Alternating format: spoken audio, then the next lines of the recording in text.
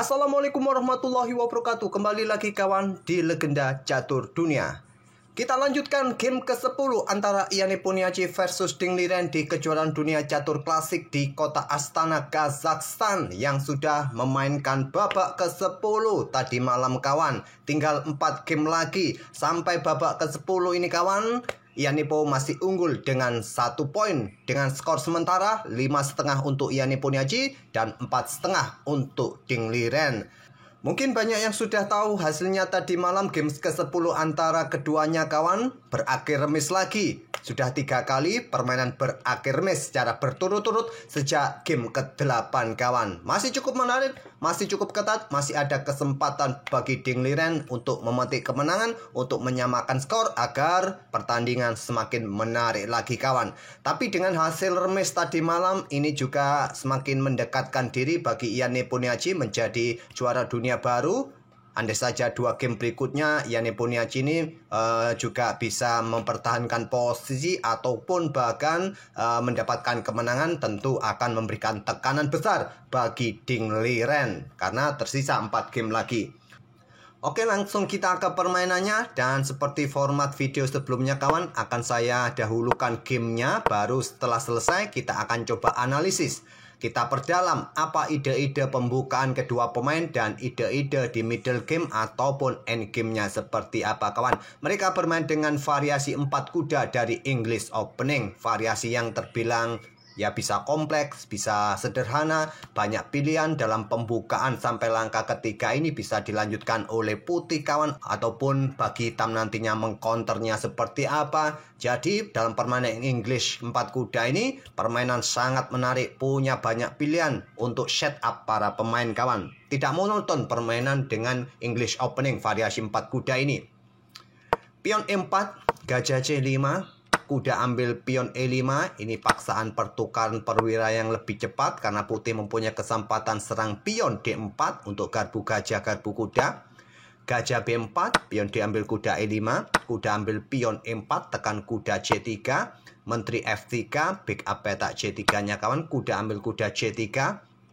Simplifikasi yang cukup cepat kawan dari kedua pemain sampai langkah ke-9 ini sudah menukarkan 2 kudanya masing-masing kawan. Memang berhasil sudah merusak struktur pion putih di sisi kiri dengan bertumpuknya pion putih di lajur C. Gajah C5, menteri G3 coba tekan petak G7. Raja bergeser, tidak mau rokade, lebih aman langkah ini dengan rajanya hanya bergeser ke petak F8. Gajah E2, persiapan rokade di langkah berikutnya untuk kontrol-kontrol ataupun juga mengeluarkan gajah terangnya segera mungkin. Pion D6, tantang Iani Po, ditolak dengan langkah pengembangan gajah gelap F4. Menteri E7, benteng D1 terlebih dahulu. Pion H5, setelah rajanya tidak mungkin rokade lagi kawan sisi kanan. Iani Po berusaha mengeluarkan bentengnya atau memanfaatkan lajur hanya sesegera mungkin kawan. Rokade oleh Ding Liren, pion H4. Menteri bergeser ke D3, sekarang gantian pion G5 dan memaksa pertukaran sekali lagi yang lebih cepat dan mengawali permainan endgame kawan di langkah ke-18 ini. Kita dapati permainan endgame sepasang benteng melawan sepasang gajah dari kedua pemain. Setelah gajah terang keluar ke E6, tempat yang cukup bagus bagi gajah kawan untuk mengawasi petak C4 putih. Pion F4, di sini raja bergeser ke E7, benteng mundur dan terjadi pertukaran pion G pukul pion F4, diambil balik oleh benteng F, coba tekan petak H4, pion didorong, pion putih G4 juga didorong, menolak pertukaran pion kawan agar tetap tertutup posisi rajanya dan menjadikan pion H3 lemah, mungkin nanti akan didekati oleh raja. Benteng AC8 dan di sini raja F2, benteng C5 coba bergeser ke lajur A, diantisipasi dengan pion A4, benteng A5, gajah D1, lindungi pionnya. Pion B6 untuk menyolidkan rantai pionnya berada di petak gelap kawan.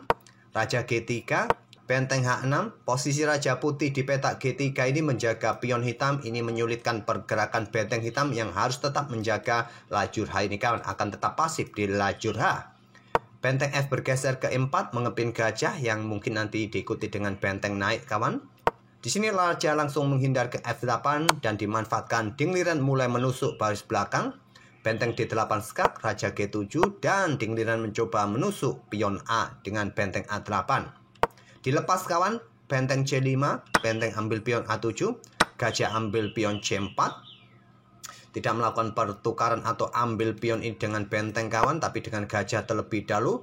Benteng A bergeser ke E7, selanjutnya benteng HC6. Coba tekan pion yang ada di belakang nanti. Benteng 7 ke E5 menantang pertukaran dan sekali lagi diterima oleh Yani Puniaci. Gajah B3 pengorbanan sementara diterima. Benteng ambil pion C3 skak. Raja naik ke H4, benteng ambil gajah B3, benteng B5 menantang pertukaran, tentu saja ditolak. Kalau diterima bisa menang kawan, bahaya. Benteng ambil pion B6, benteng ambil pion A4, dan Raja Putih ambil pion H3, pion F5, pengorbanan sementara diterima oleh Ding Liren, dan selanjutnya ingin direbut oleh Yani Puniaci dengan benteng F4. Dilindungi, tapi Raja Hitam juga mendekatinya kawan. Selanjutnya Raja G3, benteng ambil pion F5, benteng pukul benteng, dan Raja ambil balik benteng putih F5, pion H4, Raja G6, dan pion H5 skak. Diberikan secara cuma-cuma oleh Ding Liren, karena percuma kawan, satu pion seperti ini apalagi berada di sisi kiri papan, sangat sulit untuk mendapatkan kemenangan. Nanti bisa-bisa settlement kawan, remis juga. Langsung saja diberikan oleh Ding Liren dan permainan berakhir match di langkah ke-45 di game ke-10. Oke, sekarang kita kembali ke awal langkah kawan. Coba kita pelajari, kita analisis, kita otak-atik game keduanya di game ke-10 tadi malam. Apa yang menjadi ide-ide langkah kedua pemain. Tadi mereka bermain dengan pembukaan Inggris variasi 4 kuda, kuda C6. Kalau di langkah ketiga ini, kalian sebagai hitam tertarik untuk mendorong pion untuk ancam kuda. Variasi ini juga sering saya sebutkan kawan, cara antisipasinya seperti apa, dan ide-ide kompensasi yang didapat putih ataupun hitam di posisi variasi ini juga sudah sering saya jelaskan. Tapi sekali lagi saya jelaskan untuk pengingat saja, untuk mempertajam ingatan kita. Kuda G5 tentu serang pion ini, dan kalian mengorbankan pion B5 di sini kawan. Kalau kuda ambil pion di sini, tentu kompensasi yang didapat oleh hitam gantinya adalah pion C4. Kalau diambil oleh putih dengan pion C pukul pion B5, maka ada pion D5. Dan kompensasi dari pengorbanan pion adalah mendapatkan ruang yang cukup bagus kawan dengan dua pion ini, dan jalur pengembangan yang lebih cepat, terutama gajah terang ini diagonalnya sudah terbuka, gajah gelap juga. Nanti setelah kuda, maksud saya gajah berkembang, kuda bisa ke petak D7 dan seterusnya. Kalau di sini tadi pion diambil menggunakan kuda, tentu ada pion C6 terlebih dahulu, kuda mundur, dan pion D5. Pion C pukul pion D5, pion C ambil balik pion D5, tetap kawan akan mendapatkan ruang yang bagus dan jalur pengembangan di sisi kiri papan atau sayap menteri terbuka lebar. Banyak ruang pergerakan bagi manuver-manuver perwira hitam di sisi kiri ini. Itulah kompensasi yang didapat dari pengorbanan variasi pion E4 kawan. Tapi kita lihat tadi permainan 4 kuda, kuda C6, dan di sini Ding Liren bermain dengan pion E4. Kalau kalian memilih jalur lain, jalur utama, kalau pion E4 ini adalah pilihan nomor 3 kawan. Pilihan utamanya adalah variasi Viagento pion G3 yang biasanya akan dibalas hitam dengan pion D5 langsung. Terjadi pertukaran pion, diambil balik oleh kuda setelah gajah G2. Kuda ini bisa ditarik mundur ke petak F6 menurut Stockfish, tapi kebanyakan kuda ini mundur ke petak B6 kawan. Setelah itu rokade, gajah E7, pion A3, dan rokade juga dilakukan oleh hitam. Satu lagi, jika kalian memilih variasi nomor 2 dengan pion E3, maka bisa berlanjut seperti ini. Hitam akan kebanyakan mengeluarkan gajahnya langsung ke petak B4 untuk mencoba eliminasi kuda ini. Dan kebanyakan menteri membackupnya di petak C2, tapi pemain semacam Magnus Carlsen ini lebih menyukai kuda ke pusat kawan, ke petak D5, tapi kebanyakan menteri C2. Terjadi pertukaran, gajah sikat kuda C3 dan diambil balik oleh menteri agar struktur pionnya tidak bertumpuk, tidak rusak, dan mencoba menyerang pion. Menteri hitam E7, ada pion A3 dan bisa berlanjut dengan pion D5, tidak melakukan rokade, menahan diri, mencoba menantang pertukaran. Putih juga bisa mengcounternya juga dengan pion D4. Pion E pukul pion D4, kuda ambil balik pion D4, kuda pukul kuda D4, menteri ambil balik pion D4, ada pion C5, menteri H4. Itulah settingan yang bisa terjadi dalam permainan pion E3 ini kawan. tapi memilih langsung pion E4 kawan. Dan coba lihat dengan memainkan pion E4, ada pion C4 terlebih dahulu di langkah awal. Putih mendapatkan kontrol penuh petak D5 dan hitam sudah tidak bisa mengcounter attack di petak D5, di petak pusat. Tapi dengan memainkan dua pionnya ini dengan posisi seperti ini, dua petak langsung kawan, ada juga ruang lemah di petak D4. Dan ini coba dikuasai oleh Iane Poniaci dengan gajah C5-nya tadi. Variasi pion E4 ini adalah variasi Nimzowitsch dan setelah keluar gajah C5 merupakan langkah provokasi kawan. Selain menguasai petak D4, memprovokasi putih untuk ambil pion E5. Tentu ada pion D4 untuk garbu kuda nanti jika ambil balik dan terhadap gajah garbuannya nanti kawan. Dan ini merupakan variasi paksaan. Inilah yang dilakukan oleh Ding Liren agar tidak ada ruang lemah di petak D4 ini kawan. Dan diambil oleh Iane Poniaci, terjadi garbuan, di mana garbuan semacam ini sering kita jumpai juga dalam permainan Ruy Lopez. Atau sebaliknya garbuan pion terhadap gajah ataupun kuda di petak pusat. Saat pegang hitam kawan, kita bisa mengcounter putih. Untuk mendapatkan garbuan semacam ini ada di permainan Philidor Defense kalau tidak salah, ataupun dalam permainan Scots Game atau pembukaan Skotlandia. Dan gajah B4 pilihan oleh Iane Poniaci tadi, pion ambil kuda E5, menyerang kuda, kuda ambil pion E4, dan di sini untuk backup petak C3 ada pilihan menteri C2 ke D3, ke D4 atau ke petak F3. Ding Liren memilih ke petak F3. Dan kuda pukul kuda C3 diambil balik oleh pion B, berhasil merusak pion putih di sisi kiri, bertumpuknya pion putih di lajur C. Gajah kembali ke C5 untuk tetap mengawasi petak F7 ini. Dan di sini menteri langsung menyerang petak G7, bergeser petak G3. Diantisipasi oleh Iane Po, menggeser saja rajanya ke petak F8, pilihan terbaik kawan.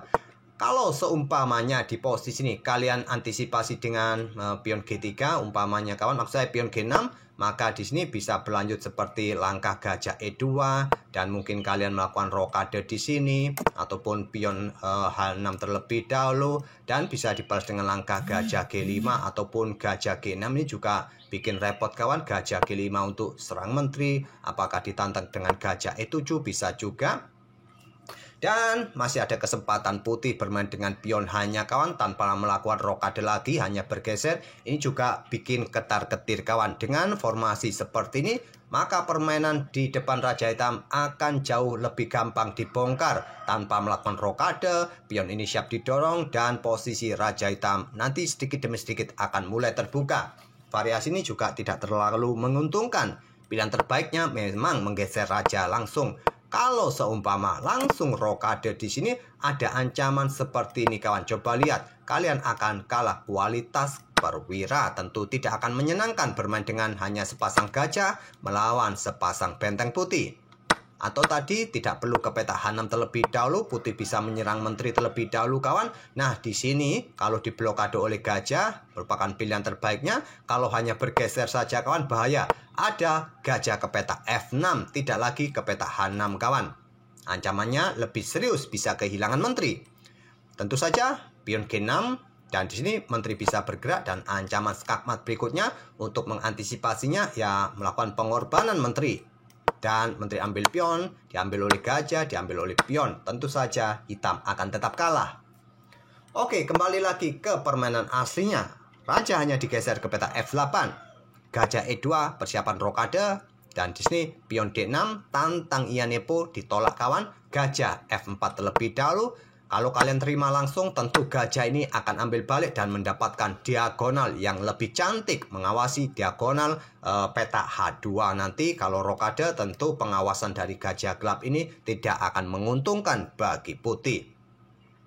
Kalau ada gajah F4 di sini kawan, menteri bisa bergerak ke petak H6. Kalau terjadi pertukaran langsung di posisi ini, ya bisa berakhir seperti ini kawan. Oke, kembali lagi ke langkah aslinya. Di sini gajah F4 langsung dimainkan oleh Iyane Poniaci dan menteri keluar ke petak E7 untuk mengawasi gajah di sini dan benteng D1 untuk memperkuat petak D6-nya nanti kawan, dan pion H5 pilihan terbaik dari Iyane Poniaci untuk dukungan gajah bermain di sini kawan, diikuti menterinya nanti atau bentengnya juga digeser ke lajur E untuk menekan gajah yang mempersulit Raja Rokade. Seumpama di posisi ini kalian melanjutkan pertukaran pion semacam ini kawan. Coba lihat, lajur E terbuka, diikuti gajah nanti, benteng juga mengikutinya ke lajur E. Tekanan pada gajah ini akan berat. Ya, bisa dibalas oleh hitam dengan pion ambil pion, dan di sini kalian ambil dengan benteng berharap diambil gajah, maka menteri jatuh. Tentu tidak akan diambil benteng ini kawan. Di sini bisa bermain dengan langkah pion G5 bisa dilanjutkan oleh hitam, ataupun melanjutkan rencananya tadi dengan langkah pion G4. Atau pada posisi ini kawan, setelah pion pukul pion, hitam melanjutkan ambil dengan gajah, ya tentu permainan akan berlanjut dalam permainan endgame yang lebih cepat. Mirip dalam permainan aslinya kawan, akan ditemui permainan endgame sepasang benteng melawan sepasang gajah terang. Tapi kita tidak temui langkah ambil pion terlebih dahulu. Di sini Dingliren memutuskan langsung mengamankan Raja Rokade dan pion H4 kawan, untuk mendefleksikan posisi menteri agar tidak berada pada petak-petak gelap ini untuk dukungan pion D6-nya. Menteri bergeser ke D3, tetap mengawasi petak D6 kawan, dan sekarang gantian pion G5, dan ini merupakan langkah serangan tanda tanya bagi putih. Apakah menarik mundur gajahnya mempertahankan gajahnya, atau melakukan baku hantam di petak D6 menukarkan segalanya? Di permainan aslinya terjadi pertukaran di sini tadi, dan kita temui permainan endgame yang lebih cepat kawan, dan kita temui permainan endgame sepasang benteng plus gajah terang. Seumpama gajah ini dipertahankan kawan, saat ada serangan pion G5 ini mundur ke petak C1 kawan, hitam akan mulai menyerang dengan pion H3. Dan mungkin balasan kalian pion pukul pion terlebih dahulu, diambil balik oleh pion di sini kawan, dan bisa berlanjut dengan pion G3 dengan keberadaan pion, dan nanti diikuti gajah terang berada di diagonal ini juga bisa merepotkan putih ke depannya kawan. Ganti hitam akan melakukan counter attack. Ataupun pada posisi ini tadi gajah ini kalian pertahankan di petak E3 menantang pertukaran. Ya, menteri ini akan ambil pion terlebih dahulu kawan, dan ada gajah di sini, pertukaran gajah gelap, hitam akan sedikit unggul karena unggul satu pion. Oleh karena itulah kawan, di sini tadi Dingliren langsung memutuskan untuk bermain endgame yang lebih cepat, menukarkan segalanya di peta D6. Dan gajah E6 menempatkan posisi yang sangat bagus bersama pionnya, berkoneksi dan mencoba menekan pion ini kawan, diikuti saudaranya yang lain benteng keluar ke lajur C akan mendapatkan tekanan berat di peta C4 nanti. Pion F4 tantang Dingliren tadi untuk memisahkan dua pion ini kawan, ditolak dengan Raja E7 menyerang benteng. Benteng turun ke D4, pion G pukul pion F4, benteng F yang ambil pion F4 menyerang pion, pion diserahkan sementara kawan, menantang pertukaran, ditolak dengan pion G4. Di posisi ini kawan, Stockfish menyarankan pion G3 saja, sedikit lebih baik agar gajah ini mempunyai tempat juga jika ingin menantang pertukaran di peta ini, dan nanti bisa merebut pion H3. Ada kesempatan juga benteng di sini kawan digeser untuk mendapatkan pion H3 ini. Tapi memilih dengan pion langsung naik ke petak G4 kawan, dengan ide tadi mencoba membuka pergerakan raja untuk mempressure pion H3. Benteng AC8, Raja F2, benteng C5, dan mencoba digeser merebut pion di sisi atau di lajur A ini. Pertama-tama pion A4 didorong terlebih dahulu, benteng A5, gajah D1 melindungi pionnya, dan pion B6 menempatkan pion-pionnya di petak gelap agar tidak kena serangan gajah terang kawan. Dan posisi pion ini cukup solid, menghadang pergerakan pion C, memperkuat posisi dukungan bagi benteng, dan Raja G3. Benteng H6, posisi raja mendekati pion ini mengunci posisi benteng di lajur H, tidak akan berani meninggalkan lajur H. Benteng F4 mengepin gajah, diikuti benteng yang siap naik. Ambil contoh pada posisi ini, kalian melakukan pergerakan benteng ini kembali ke peta C5 kawan. Ya, di sini bisa bermain dengan gajah E2 kembali memperkuat posisi pion di sini. Ataupun mungkin pada posisi kalian melakukan pergerakan, ambil contoh benteng ini mondar-mandir saja, maka ancamannya idenya adalah benteng D5 kawan. Dan tentu saja jika kalian ambil benteng pukul benteng, posisi gajah kalian tewas di sini. Dan nanti posisi benteng di sini kawan akan rusak posisi pion-pion sayap menteri. Dan ini akan memberikan keuntungan bagi putih. Oleh karena itu raja langsung menghindar ke F8. Dan ada peta yang bisa diisi oleh benteng putih dari Ding Liren Skak. Raja G7, ada benteng E8, meninggalkan peta J4-nya kawan, benteng C5. Terjadi pertukaran pion di sini tadi, kita lihat benteng E7 berkoneksi dengan saudaranya dan benteng HC6 di sini untuk mencoba merebut pion yang ada di belakang. Dan di sini kawan, benteng 7 naik ke E5, langsung mencoba simplifikasi lagi kawan. Kita temui sekarang hanya benteng plus gajah saja dan gajah B3, pengorbanan sementara. Langkah ciamik untuk double attack pada posisi ini yang memaksa pertukaran gajah. Benteng ambil pion C3 skak, raja H4, dan di sini benteng ambil gajah B3, ditantang dengan benteng B5, ditolak benteng A3. Kalau kalian terima semacam ini kawan, laju pion hitam sudah bisa dihentikan oleh pion putih, dan di sini putih akan unggul satu pion kawan, karena pion ini akan jatuh juga dengan terkoneksinya satu pion nanti kawan di sini. Maka berikutnya di sisi kanan akan sangat-sangat bebas untuk melenggang promosi. Oleh karena itu ditolak benteng A3, benteng ambil pion B6, benteng ambil pion A4.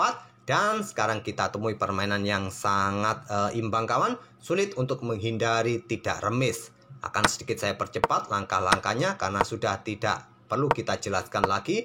Dalam permainan seperti ini secara teoritis akan berakhir remis. Hanya mempunyai keunggulan pion di sisi kanan papan, ini akan membuat raja bisa settle mate. Dan akhirnya pion ini diserahkan saja oleh Ding Liren. Permainan berakhir remis.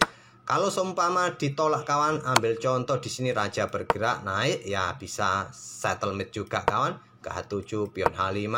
Di sini raja mundur saja ke H8, pion H6, maju ke peta H7, raja bergerak, mundur saja, mondar-mandir. Pion H7 diserahkan ataupun raja bergerak ke sini, raja bergeser ke G8 skak dan settlemate juga kawan. Di sini sudah settlemate, tidak bisa ngapa-ngapain.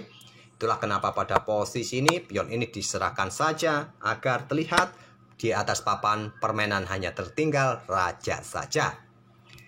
Itulah kawan game ke-10 dan sedikit analisanya. Semoga ide-ide dari kedua pemain yang admin sedikit jelaskan tadi, terutama di variasi pembukaan, bisa jadi bahan pilihan kalian untuk bermain di permainan 4 kuda English Opening.